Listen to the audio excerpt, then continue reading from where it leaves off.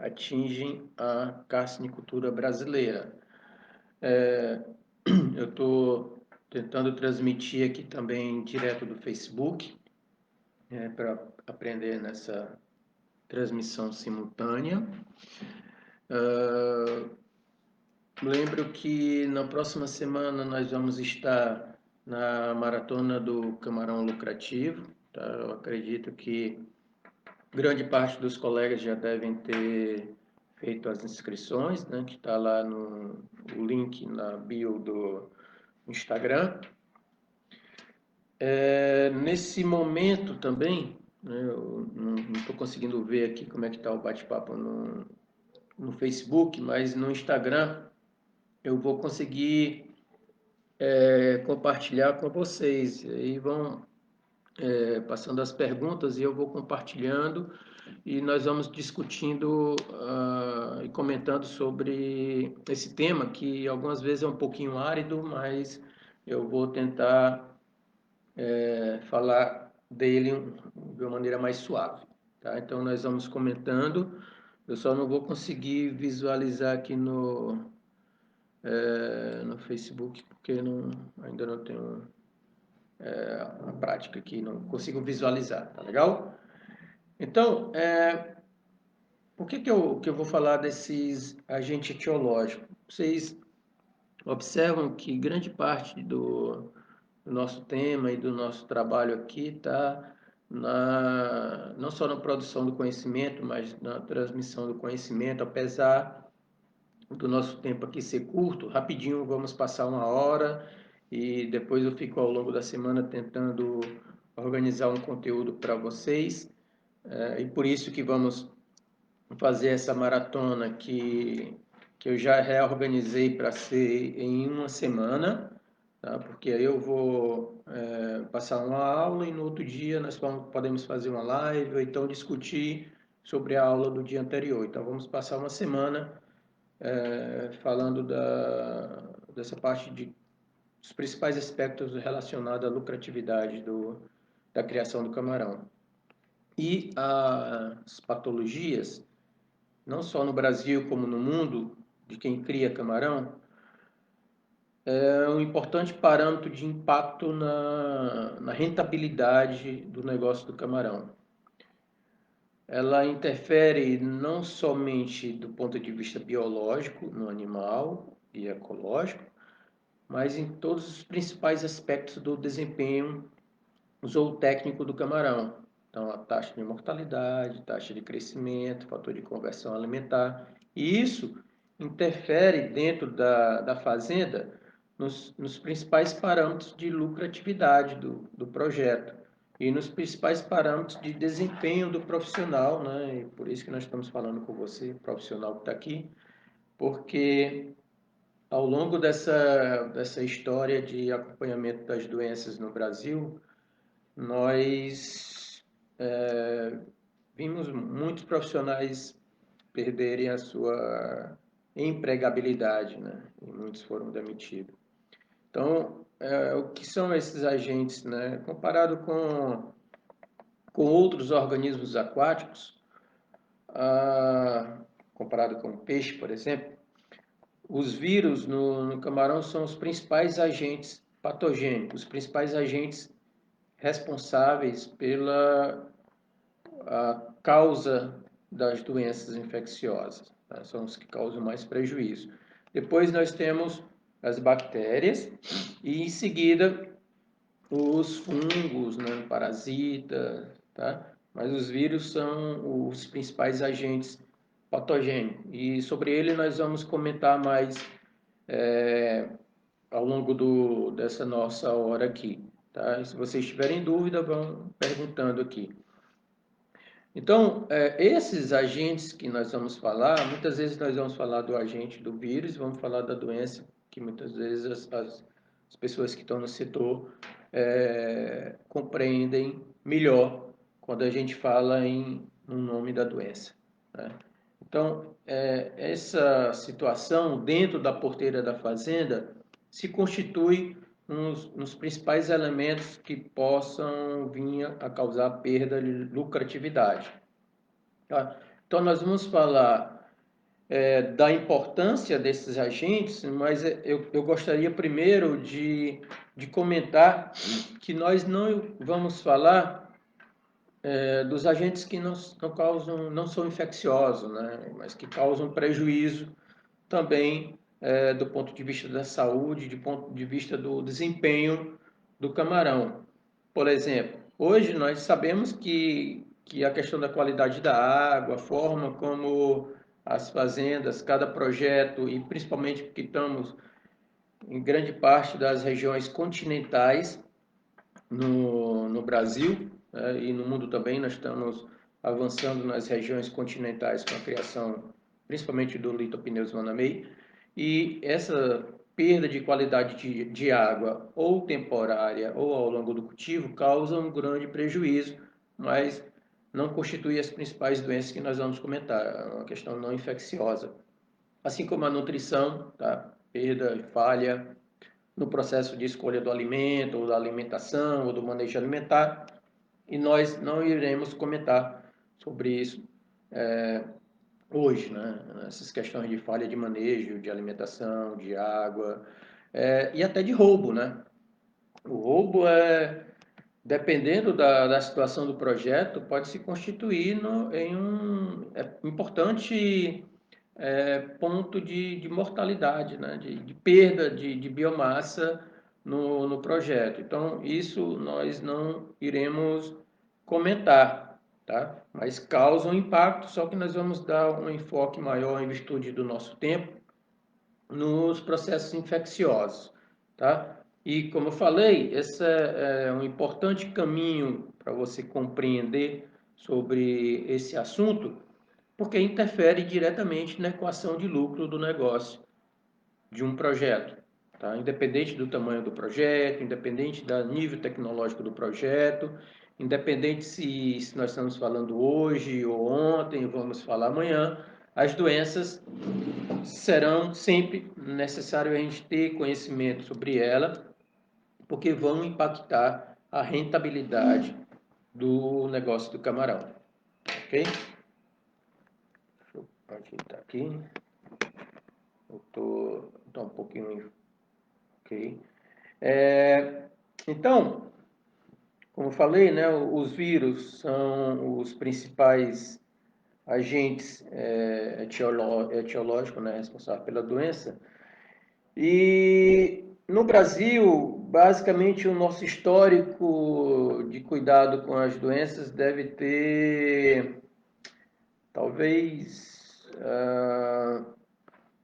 pouco mais de 20 anos, né? Nós começamos os primeiros trabalhos no Brasil em 98, estruturando esse laboratório aqui no Ceará, né? Que seria o primeiro laboratório, e estruturando as principais ferramentas, né? Lembra que nas lives ao longo do mês passado eu falei de ferramentas presuntivas e ferramentas conclusivas. E essas ferramentas são importantes porque, nas minhas palavras agora, no começo, eu falei que as doenças causam prejuízo na, na economia, na parte financeira, no lucro do negócio do camarão. Então, nós sabemos que isso é um potencial problema. Para saber quais são as doenças, a gente precisa das ferramentas de diagnóstico. Então, as ferramentas de diagnóstico que eu comentei no mês passado, né, em 2 lives, elas vão dar as principais respostas sobre o que é que está acontecendo na população de camarão que você está criando naquele momento no seu projeto, tá? Então, hoje nós vamos falar dos principais problemas, e os problemas são de natureza infecciosa, são os agentes que vão entrar dentro do camarão e que vão causar o processo de doença, ok?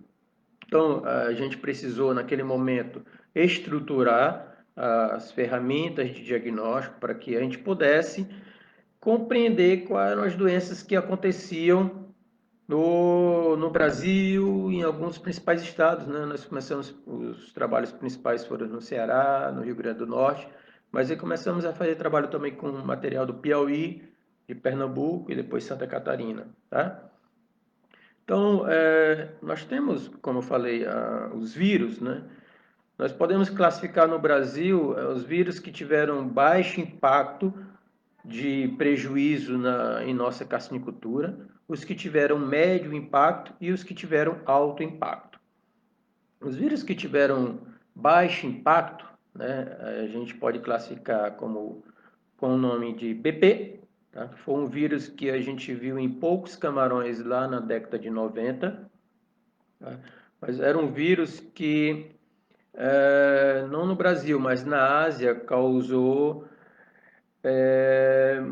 muito prejuízo em larviculturas lá na Ásia, tá? O BP. Assim como o MBV, que também nós verificamos aqui no Brasil lá no final da década de 90 para os anos 2000, quando estávamos iniciando o trabalho, e que também causou grande prejuízo na Ásia, inclusive até o nome dele, né, Monodon baculovírus, que o Monodon era a principal espécie que era cultivada na Ásia é, naquele momento. Tá? E esses dois vírus tiveram pouco impacto aqui no Brasil, mas na Ásia eles causaram impacto até significativo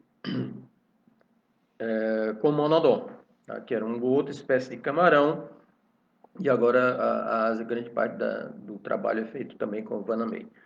Tá? Então, BP e MBV foram dois vírus que passaram aqui pelo Brasil, mas o impacto foi muito pequeno. A gente começa a se interessar mais pelas viroses aqui no Brasil, é, apesar de não ter um diagnóstico naquele período, com os vírus de média impacto, como o TSV, que é o vírus da síndrome de Taura. Esse vírus surgiu no Equador, no rio Taura, em meados da década de 90, e chegou no Brasil também já no final da década de 90. Foi feito, teve alguns impactos em fazenda do Rio Grande do Norte, né, na região sul do Rio Grande do Norte, e um pouco aqui no Ceará, naquela época. No Equador foi o primeiro vírus que causou um grande impacto, tá? E uma grande confusão, porque naquele momento, nesse rio Taura, também tem uma grande atividade de plantação de banana, estava tendo uma praga nas bananeiras, a cigatoca negra, e os cultivadores de banana começaram a utilizar veneno para matar essa praga. E com o período de chuva, criou-se essa hipótese, né, que esses venenos foram aplicados na bananeira, né, foram no rio e atingiram os produtores de camarão que estavam na foz daquele rio. Essa era a principal hipótese na época, né? Eles acreditavam que poderia ser por conta desse veneno. Só que com os estudos e principalmente com a participação da Universidade do Arizona, né, que na época já estava se destacando no mundo da patologia de camarão, se detectou a presença desse vírus novo, né, o vírus que ficou denominado como o vírus da síndrome de Taura. Tá? Causou muito prejuízo no Equador e o Equador começou a aprender como que um vírus causa prejuízo. Então, como que poderia começar a ficar atento a tudo isso que eu falei aqui no começo da nossa live. E ele chegou no Brasil, causou um pouquinho de prejuízo, né? Algumas vezes a gente ainda suspeita que ele está rondando silenciosamente aí em alguns cultivos. A gente há muito tempo não tem uma detecção, até por biologia molecular, da presença dele, apesar do nosso rastreamento nas universidades, né, está muito pequeno, quase que nulo. Mas, em alguns momentos, esse vírus tem uma característica de causar necroses pretas no corpo do camarão. Algumas vezes pode ser confundido com vibriose ou com até uma reação imunológica de defesa do próprio camarão. Tá? E ele causa uma lesão quando a gente observa na histopatologia, que é uma ferramenta que eu falei na live passada, um dano, uma desestruturação no tecido epitelial do camarão. Tá? E isso nós verificamos em análises ano passado, esse ano aqui no Ceará, mas nós estamos com pouca capacidade de diagnóstico, né? Então é possível que ele talvez não esteja mais atacando aqui na nossa região, tá? Um outro vírus que causa um médio impacto seria o IHHNV, tá? É um vírus de DNA, né? O vírus da taura foi o único vírus de RNA que nós comentamos até agora. Ok, desculpe. E esse vírus é importante para os produtores porque ele não mata com o vírus da taura, nem como os vírus que nós vamos falar daqui a pouco. Mas ele causa um prejuízo ao produtor, porque ele perde taxa de crescimento, tá? Perde homogeneidade dos lotes, do tamanho dos exemplares dentro da população. Então, em virtude dele causar nanismo, nós vamos ter uma parcela da população que não vai crescer, sempre vai ficar pequeno. Tá?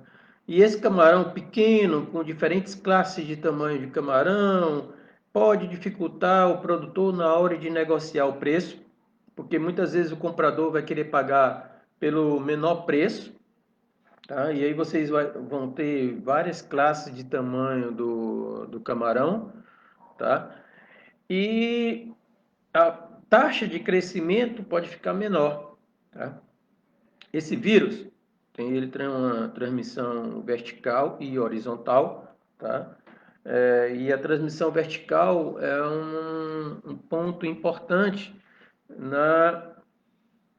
no controle da larvicultura e do trabalho com o produtor. Quando as larviculturas, de alguma forma, né, não tem muita atenção com o seu plantel de reprodutor, em não monitorar a presença desse vírus no seu plantel de reprodutor, esse vírus pode ser transmitido para as suas proles, né? As pós-larvas que o pessoal da fazenda vai comprar. E aí, com uma carga viral de média a baixa, ele começa a causar um prejuízo lá nas fazendas dos clientes da avicultura. Tá?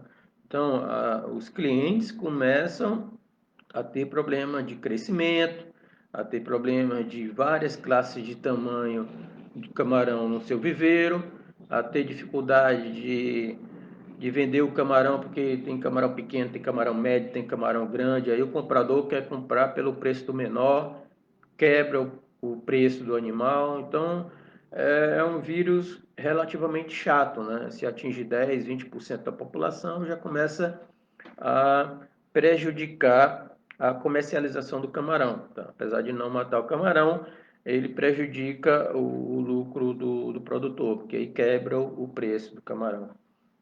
E esse vírus, ele, de vez em quando, ele aparece em algumas regiões, né?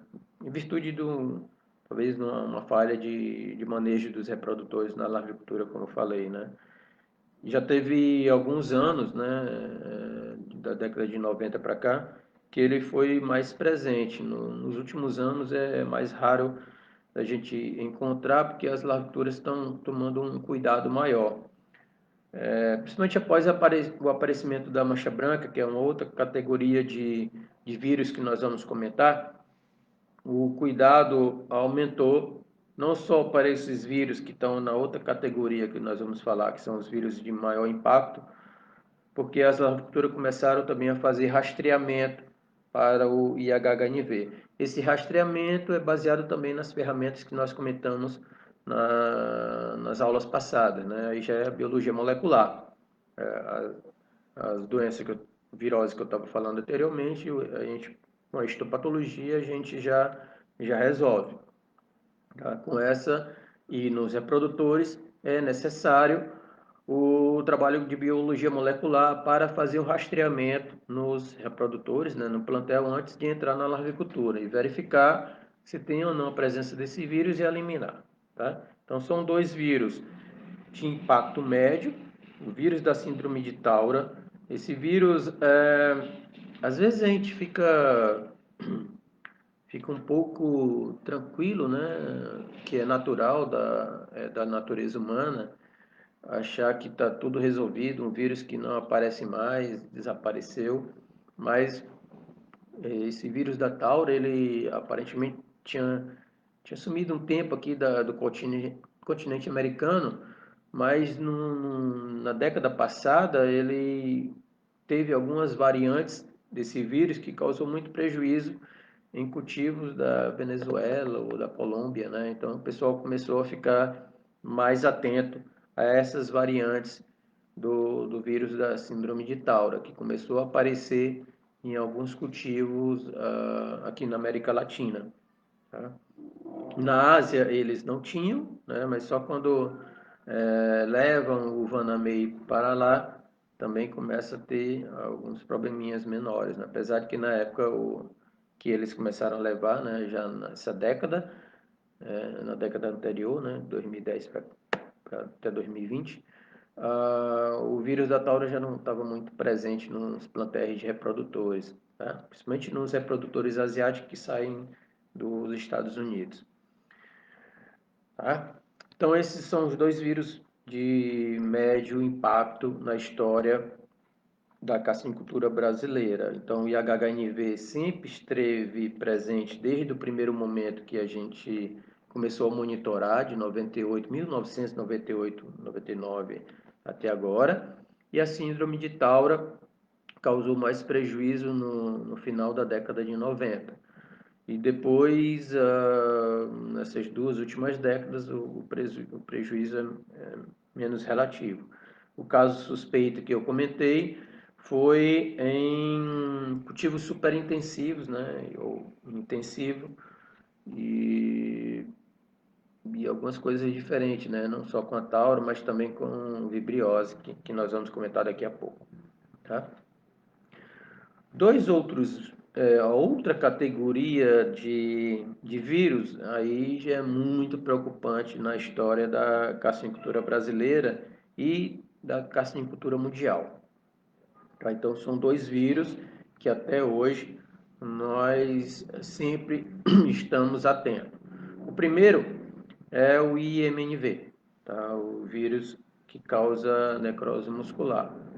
Tá? Um vírus de RNA em que os primeiros casos de sua presença, do seu adoecimento, né, no animal, no camarão, aconteceu no Piauí, na 2002, né, quando 2001 para 2002, né, em setembro, quando esse material chegou para a gente aqui na Universidade Federal do Ceará, e nós não sabíamos muito bem do que se tratava.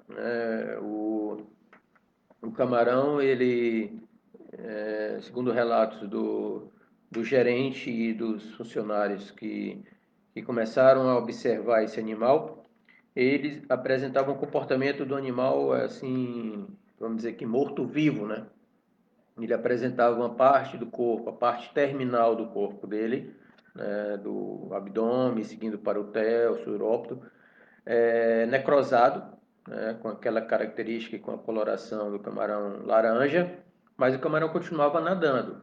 E aí a gente começou a interagir com esses produtores, eles encaminharam o material e a gente começou a analisar esses materiais que, utilizando a histopatologia quando a gente não conhece o que está acontecendo com o animal, é a ferramenta que os patologistas, né, primeiro utilizam para avaliar os principais órgãos, os principais tecidos, ver as lesões, ver as alterações celulares, teciduais, se tem algum agente etiológico conhecido ou não, se tem coisas diferentes acontecendo, né? Então ela dá uma informação muito completa, apesar de ter poucos profissionais nessa área do Brasil.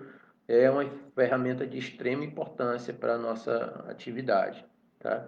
Mas temos poucos profissionais fazendo esse tipo de análise.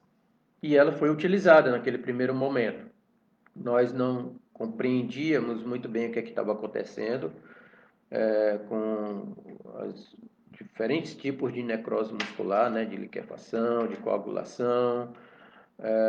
Víamos alguns corpos do órgão linfóide do camarão que participavam do processo de defesa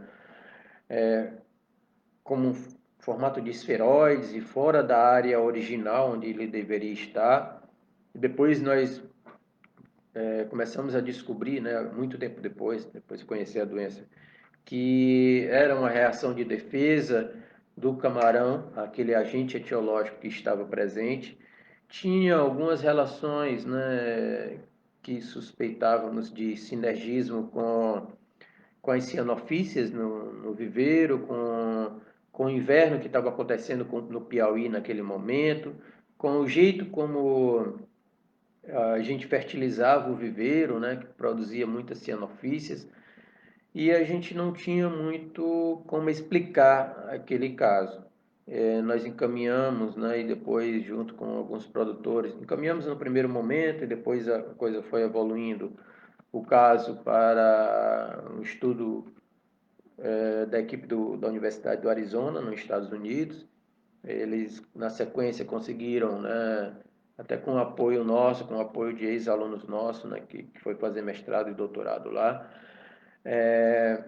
depois diagnosticar, classificar como um novo vírus, compreender mais o processo de patogênico daquele organismo e que acabou ajudando muito a gente a compreender como conviver com essa doença. Com os produtores, um impacto muito grande naquela época, porque a doença, né, nos anos seguintes, nós tivemos alguns invernos em 2003 e tivemos uma sequência de perda de mercado internacional, tivemos alguns às vezes, quando um mal aparece, parece dois, três, quatro coisas que complicam, né? Então, complicou a questão do câmbio, do dólar, a questão da perda no mercado internacional, a questão de inverno em algumas regiões produtivas. Então, a doença acabou se potencializando e o seu prejuízo foi muito grande. Os produtores quando a doença chegava nos viveiros, ela já estava num estágio mais avançado. Tá? Então, o animal já estava ali com 6, 7, 8 gramas e começava a morrer nas bandejas. Então, aí o pessoal vê, pixe, morreu 2 camarões, aí amanhã morreu 20 camarões, depois da manhã morreu 100 camarões.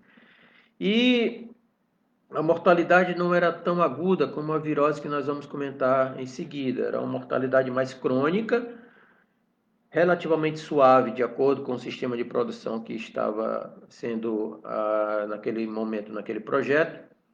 E aí os produtores levavam o ciclo de produção até o final. Todavia, o prejuízo era grande porque os fatores de conversão alimentar ficavam muito elevados. E no final morria muito camarão, mas não tão grave como a virose, como a mancha branca, que causa mancha branca, né? Então os produtores começaram a trabalhar para buscar, e essa foi a primeira doença que começou a mostrar ao setor produtivo a importância desse tema, tá? E mais uma vez ratificando, né? Nosso tempo de live é muito pouco, né? Nós vamos tratar com um pouco mais de tempo, com um pouco mais de cuidado desses temas na semana que vem na Maratona do Camarão Lucrativo, né? Para quem não fez a inscrição, faz lá a inscrição. E é um trabalho que a gente está fazendo para quem não conhece, né? A gente tem um trabalho também que nós iniciamos com algumas turmas de alunos aqui nesse meio digital. E aí nós estamos começando a trabalhar com um tempo maior sobre esses pequenos detalhes, né? Mas aqui a gente tem uma hora para conversar e é muito pouco, né? Mas vamos para frente. Então, os produtores começaram a compreender e levou um tempo, né? Primeiro para saber e, e se conscientizar, né? Nós sabemos que é uma objeção que tem no ser humano, na cabeça do produtor, né? A gente sabe que não é uma. A gente entende, né? Sabe que não é uma coisa simples essa questão das enfermidades, principalmente naquele momento. E quando se demorou para compreender o impacto, a gente já tinha perdido um monte de recursos, né? Nesse período que a doença estava surgindo, nós estávamos se configurando como o principal país produtor de camarão do continente americano e um dos principais do mundo. Nós tínhamos atingido 90 mil toneladas. Opa, desculpe quando aperta aqui pausa, tá? Desculpe aí que então, o cenário da nossa carcinicultura era muito otimista e aquela doença estava sendo um sinal importante para que, como se tivesse um sinal amarelo, né, alertando para os profissionais que estavam naquele momento, a necessidade de a gente ter um cuidado maior e uma compreensão maior sobre esse tema em nossa atividade. Só que nós não ficamos atentos. A história hoje ensina sobre isso, né? Hoje eu posso falar sobre isso. Mas na época eu estava praticamente só cuidando desse assunto, né? Tínhamos poucos profissionais, não tinha quase ninguém, a gente estava montando uma equipe e era um processo novo que estava surgindo em nossa atividade. Então, estava surgindo lá em 2001, 2002, né? 2001 para 2002 e 2003 a gente estava fazendo um congresso internacional de aquicultura aqui no Brasil, né? Lá na Bahia.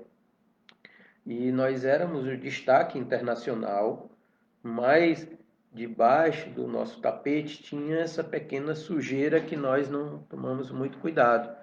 E, e as doenças, né, ensinam muito. Tá todo mundo aqui nessa live está aprendendo o que uma doença humana está ensinando à humanidade.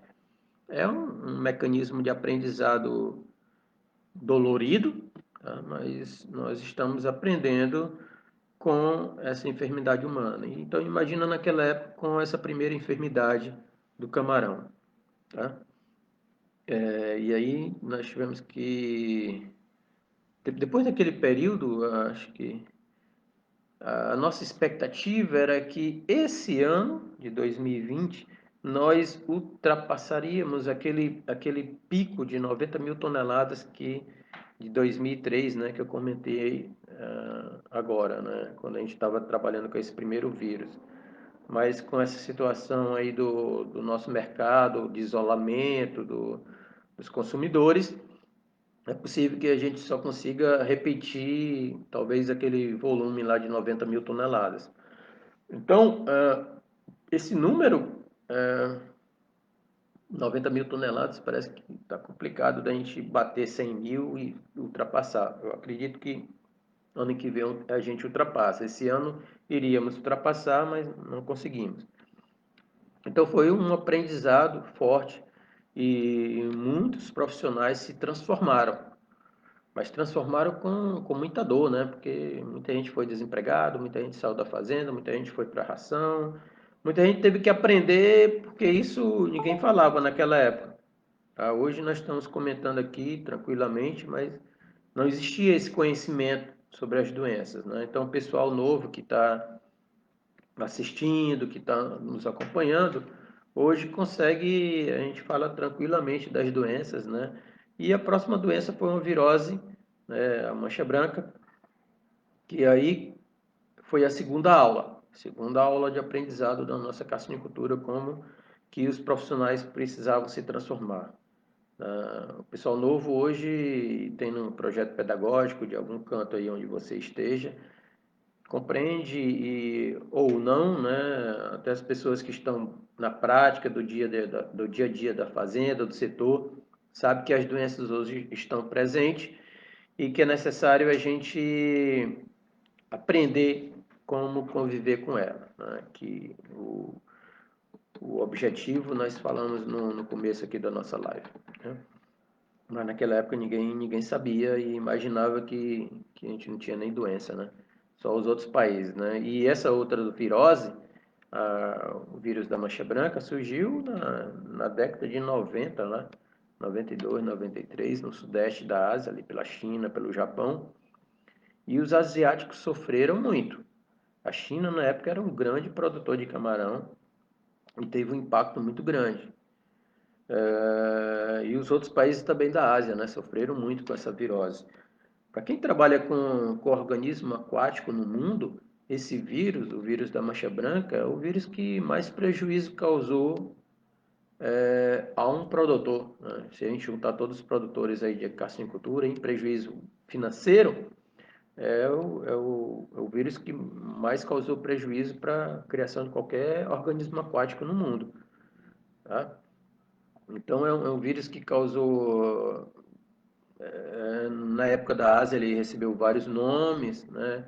Causou diferentes tipos de impacto, e cada impacto cada um maior do que o outro nos países da Ásia, até chegar no final da década de 90, aqui no continente americano, via Estados Unidos, a rota mais provável.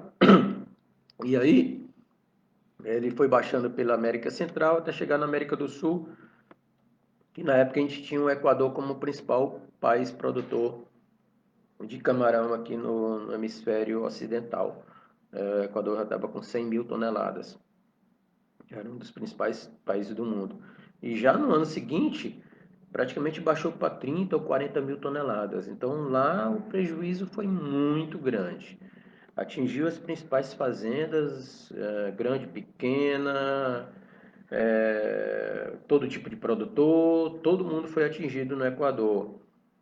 Eu lembro que nessa época, e o porquê da gente começar a trabalhar com doença no Brasil, muito veio dessa questão do Equador, porque a Associação de Produtores aqui do Brasil na época, né, procurou o trabalho da universidade, que a gente já fazia, já tinha começado, né, há muito tempo aí com camarão, com treinamento, buscando o crescimento da atividade aqui no Ceará.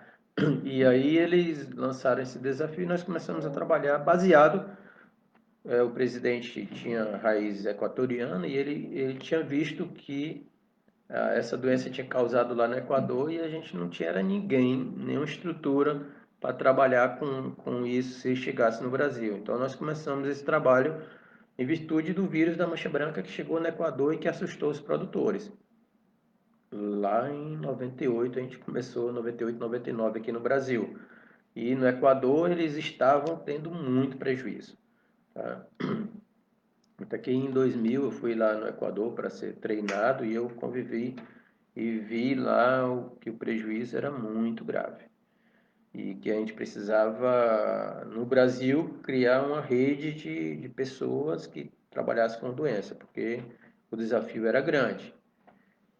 E foi isso que nós fizemos na década seguinte, né? Então é um outro vírus que ensinou muito, não só o setor produtivo, mas como as instituições, né? As universidades, as instituições financeiras, né?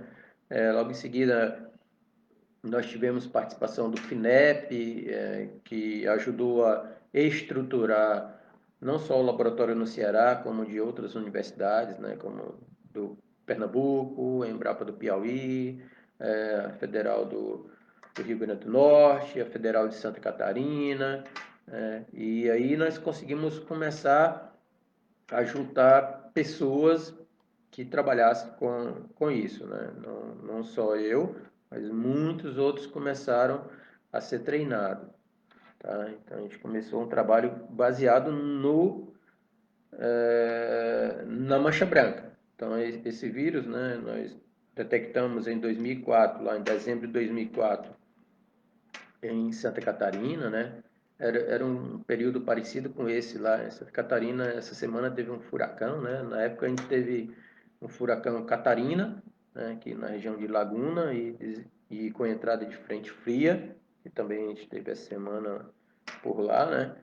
furacão grande, uma ventania grande, né? Uma ventania grande com queda de temperatura. E na época, em 2004, era uma situação semelhante lá em Santa Catarina. E aí eles começaram também a aprender sobre a mancha branca com esses ensinamentos práticos. O processo de ensino, de aprendizado, muitas vezes a gente pode ficar aqui numa conversa boa, uma horinha, e de repente entrar no ouvido de vocês compreenderem, né, o que, é que a gente está falando.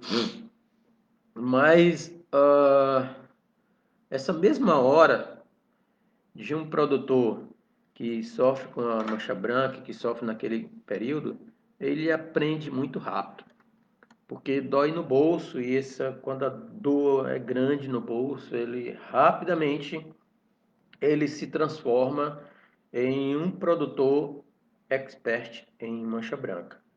Tá? Então a gente pode estar aqui conversando, ensinando a vocês, talvez vocês não tenham nunca escutado falar sobre uma virose como essa que nós falamos, né? O IHNV, o IMNV, o WSSV, TSV, são várias siglas, né? E, e pode ser que você termine essa live, vá dormir, vá escutar outra coisa, mas se um dia você se deparar com o prejuízo de uma virose como essa, rapidamente você vai lembrar de tudo que é santo, das minhas palavras. Porque é um processo de transformação muito mais rigoroso de aprendizado. E isso nós verificamos de acordo com as viroses que foram aparecendo no Brasil. Lembra que eu dei 3 categorias de virose? Então, as categorias que estavam lá em 98, 99 eram fracas e as pessoas não precisavam se transformar e aprender sobre doença de camarão, né? Quando tem muitas histórias no meio do caminho aí, tá? Que a gente não precisa contar. Mas como fomos os primeiros, a gente escutou muitas coisas, né? Falando assim como se as doenças não fossem nunca aparecesse, essa dor de cabeça, né? E aí quando começa as médias viroses de média gravidade, e alguns produtores começam a abrir o olho, mas começa a se transformar em um processo grande de aprendizado quando aparecem as viroses mais graves. IMNV e White Spot. E junto com essas viroses, uma coisa que acontece muito atualmente são as bacterioses. As bacterioses são doenças de segunda categoria na carcinicultura, né? Então, elas causam prejuízo, em média, menor do que as viroses. E as vibrioses são muitas vezes associadas, por exemplo, às viroses como a mancha branca, né? Que era uma coisa que a gente via muito lá no Equador. Muitas vezes o produtor e os técnicos que acompanhavam falavam que o que às vezes estava matando lá não era nem muito o vírus da mancha branca, era mais vibriose. E isso começava a abrir a minha cabeça, né, que naquela época eu estava tendo que aprender. E depois, quando a gente começa a estudar, começa a avaliar o animal, começa a fazer a correlação, não somente do animal em laboratório, mas quando começamos a ir para o campo e compreender o sistema de produção melhor, a gente começa a ver o impacto e a importância das vibrioses, né? São patologias oportunistas, geralmente são classificadas como secundárias, mas que muitas vezes causam grande prejuízo e isso a gente precisa aprender muito mais, né? Os víbrios, nas zonas onde as fazendas de camarão foram instaladas inicialmente, né, nas zonas de estuários, ali próximas às zonas marinhas, é um ambiente onde os víbrios estão numa abundância maior, né? Temos mais unidades formadoras de colônias, temos diversidade de cepas, e as fazendas foram instaladas nesse espaço. E não só no ambiente onde as fazendas foram instaladas, né, na água, no sedimento, mas no animal também a gente via muita a presença desses animais. Mas os víbrios também ensinaram muito, né? Não só a carcinicultura brasileira, mas, por exemplo, a carcinicultura do Equador, onde o pessoal se transformou buscando formas de conviver com essa realidade de bacteriose, né, de víbrio e com mancha branca. E aí começaram a surgir os probióticos, os pré-bióticos, e foram avançando muito, né? O pessoal aqui do continente americano, principalmente o pessoal do Equador, do México, e depois do Brasil, né? E depois lá na Ásia. Então, os víbrios, nesse momento, né, nessa década agora que nós estamos falando, e os víbrios sempre estiveram presentes ao longo das doenças que apareceram no camarão, né, não só no Brasil como no mundo, e que atingem os principais estágios de produção do camarão, desde a larvicultura, do reprodutor, até o camarão que está ali perto de sair para despesca.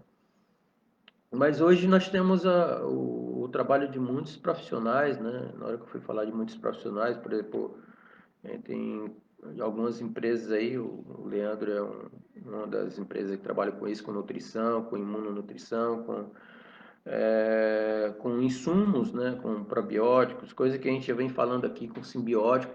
E isso foi uma forma que a nossa carcinicultura aprendeu a trabalhar diante desse desafio principal das vibrioses, junto com as viroses, né? Já que a gente não podia atacar diretamente o vírus da mancha branca, o vírus da NIM, a gente podia atacar os víbrios. E na época, na década de 90, a gente até buscava o uso de alguns antimicrobianos, né, mais conhecido como antibiótico. Mas não estava sendo uma prática muito legal. E o desenvolvimento da indústria de probiótico, de prebiótico, né, e hoje até de outras metodologias, né, como simbiótico, bioflocos, né, vários sistemas de produção, inclusive, né, não só dos produtos, mas do sistema de produção, onde a microbiota fica com uma diversidade maior. E isso a gente começa a observar já no começo dos anos 2000. Quando eu lembro que na época, quando estava no meu doutorado, era uma coisa que o mundo estava começando a questionar, né, essa diversidade da microbiota. Então, alguns professores que foram, professor em Israel, nos Estados Unidos, que foram responsáveis pelo surgimento da teoria do bioflux, pelas questões, começavam a trabalhar com essa questão da diversidade microbiológica, né? Então, essa diversidade microbiológica que a gente começou como o Jefferson está falando, né? A forma de combate aos vírios varia dependendo do sistema de produção, correto? Dependendo do sistema de produção, o que a gente começou a aprender sobre essa microbiota aquática, ali com o professor ia em Israel, nos Estados Unidos, a gente estava estudando, na época a gente era uma parte da nossa tese, trabalhava com uma equipe de microbiologista muito bom, né, que tinha suporte da Fiocruz também, né, com os microbiologistas que trabalham com ambiente, com água, e isso a gente foi começando a ver a importância da diversidade, que você tem várias categorias de bactérias e acabava que os víbrios perdiam o seu potencial patogênico. E isso também acabava refletindo nas viroses, né? Isso a gente pode ver hoje, dependendo do sistema de produção, dependendo de como, na pergunta do Jefferson aí, a gente tem sistemas como o simbiótico, que é um derivado, acaba sendo um derivado do bioflux, onde a importância dos micro-organismos é muito grande. Inclusive mudando o sistema, né, de heterotrófico para as bactérias dominarem o sistema ao invés das microalgas. Então isso também foi uma transformação importante, mas que o mundo da carcinicultura precisou aprender com as doenças. Então hoje a gente vê comentando sobre esses sistemas de produção, simbióticos, bioflocos, que bota a bactéria de um lado, tira a bactéria do outro, e a gente, tecnologicamente, muita gente não sabe, né, que caldo que está manejando, e aí precisa até tomar um cuidado com esse caldo de cultura que estamos manejando no nosso viveiro, porque às vezes a gente pode botar uma estufa, altera, o metabolismo da água, né, com o aumento da temperatura, e de repente esse caldo cozinha demais, e aí o que era bom para uma coisa, né, de repente para uma virose, começa a ficar ruim para uma bacteriose, né, que é o que a gente faz dentro do laboratório, é aumentar a temperatura e dar meio de cultura, e isso acaba acontecendo em alguns sistemas, né, como eu vi já esse ano no superintensivo. Então tem algumas bacterioses fortes. E hoje o mundo da cassinicultura tem uma bacteriose que tira muito o juízo, né, que a paciência de alguns produtores, né, produtores da Indonésia, da Tailândia, né, estão um tempinho sofrendo com uma vibriose, né, denominada inicialmente de EMS, ou HPND agora, em que um vibrio parahemolítico tinha participação inicial e depois hoje acredita-se que tem outros víbrios também participando. É uma doença que está no México, que agora está também no Equador. No Brasil a gente não tem um diagnóstico ainda conclusivo sobre essa doença, mas deixa eu ver se tem uma pergunta sobre alguma coisa que eu estou falando aqui, tá? Qual seria melhor, seria hoje as melhores alternativas para combate? Varia dependendo. Ok. Então é mais ou menos isso que eu estou falando, tá, Jefferson? Só respondendo a tua pergunta, porque cada projeto vai ter uma condição de se trabalhar o problema de acordo com as ferramentas financeiras, de conhecimento, de estrutura para combater. Teoricamente, né, se a gente olhar só, Jefferson, só a pergunta de maneira mais fácil, seria mais tranquilo. Eu vi, desculpe, eu vi depois na caixa de pergunta. Seria mais tranquilo se a gente tivesse pequenos viveiros que facilitasse o manejo e a gente pudesse estruturar com um sistema em que fosse mais equilibrado, tá? Perto de um simbiótico ou de um bioflox, alguma coisa parecida. Mas tudo depende de cada caso, né? Nós temos fazendas que foram estruturadas historicamente em momentos diferentes da nossa carcinicultura. Quando eu era estudante, eu estagiei em viveiros que tinha 40 hectares no Acaraú. Depois nós tivemos viveiros que passaram a ter tamanhos médios de 5 hectares. Depois, tamanhos médios de 1 hectare.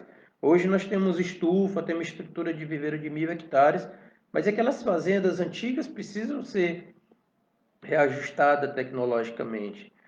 E a mão de obra, né?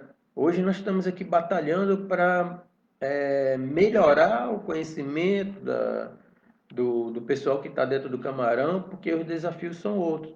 E toda essa tecnologia é para a gente minimizar o custo de produção do camarão, porque a gente diminui as taxas de mortalidade, melhora o crescimento, melhora as conversões alimentares, mas o conhecimento sobre a saúde e a doença do camarão é um pilar da nossa cassinicultura. A gente tem genética, tem nutrição, tem biotecnologia, tem engenharia, tem sistemas. Esses pilares precisam estar conversando para a gente manter a saúde do sistema, tá? Que é um dos objetivos do que a gente estava falando. Né? Por isso que a gente está dando esses exemplos para mostrar que maneira seria a maneira mais correta da gente avançar na cassinicultura brasileira, né? Assim como está seguindo a cassinicultura mundial. Tá? É muito dinâmico esse conhecimento. O que nós estamos falando hoje, amanhã pode ser que precise ser atualizado, ou que precise ser modificado, porque um novo desafio surgiu, um novo agente patológico. Vê que nesse contexto histórico que eu estou falando, eu falei de vários agentes etiológicos, por exemplo, o Jefferson, né, que estava comentando, a gente já viu em outras lives, e só para ilustrar quem não participou, ele teve desafios em diversos momentos com o IMNV, que a gente está falando lá no Piauí, foi se transformando profissionalmente, e aqui no Ceará também, né? Teve momentos que ele teve bacteriose como NHP, que é uma outra bacteriose importante, principalmente para quem está em zona de alta salinidade, alta temperatura, mas que ele precisou se transformar profissionalmente para conviver com aquela realidade, que tem realidade que a gente não tem como tirar do projeto. E a gente precisa botar o nosso conhecimento para conviver do ponto de vista econômico e financeiro. O nosso objetivo é pegar o nosso conhecimento e fazer o negócio dar lucro. O que é que a gente pode fazer para melhorar o lucro daquele projeto? Que muitas vezes não dá para a gente mexer num projeto assim, num passe de mágica, não. Tem uma estrutura histórica daquele projeto, como é que ele foi desenhado, como é que ele foi construído, quais são as pessoas que estão lá, quais são os donos, qual a cabeça do dono e a cabeça dos profissionais que estão. Então, é uma estrutura muito grande, tem uma cultura dentro daquele projeto, tem um histórico, e as doenças são uma parte importante que pode chegar a mexer no projeto. E pode ser que ela mexa de uma forma que alguém tem que tomar uma atitude, ou o dono, ou o profissional, né? Como nós verificamos em alguns momentos, o próprio profissional, como uma fazenda lá do Rio Grande do Norte, que começou a mancha branca, o profissional, o engenheiro de pesca que estava à frente, mostrou para o dono que o seu conhecimento ele poderia transformar aquele negócio e eles se reconstruíram. E hoje é uma fazenda de sucesso, né? Desde 2012 e 13, quando eles começaram a enfrentar diretamente o problema de mancha branca, se tornou em uma referência em um sistema intensivo. Mas ele teve que modificar, adaptar vários conhecimentos da Ásia e do Brasil e ter um sucesso, né? É um assunto que eu falei que era bem árido, né? Nós ficamos falando e o nosso tempo está esgotando, né? Eu consegui ficar no Instagram e no Facebook. Normalmente a vibriose está batida na nossa porta. Ela não esquece da gente, não, tá? As vibrioses sempre estão presentes, principalmente o pessoal que está intensivo aí, Jefferson. Esse negócio nunca vai esquecer. Lembra que eu falei que nós estamos dentro da casinha delas lá, tá? Ambiente historino, marinho, principalmente as fazendas antigas. É, Infelizmente, pessoal, é um assunto que eu gosto de falar até dormindo, até de olho fechado. É esse assunto que eu estou desde 98 aqui no Brasil.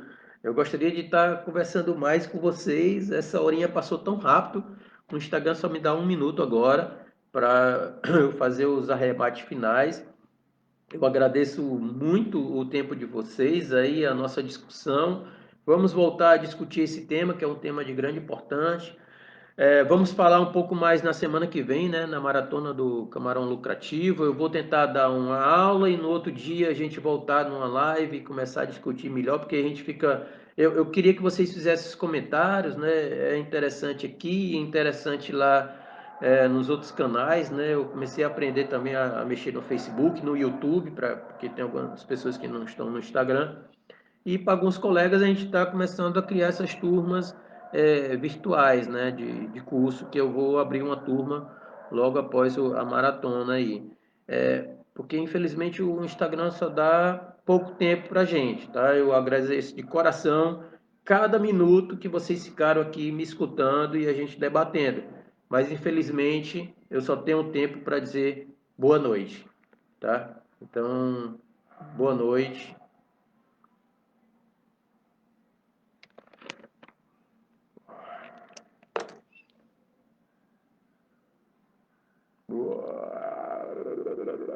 Ai, perdi, cara.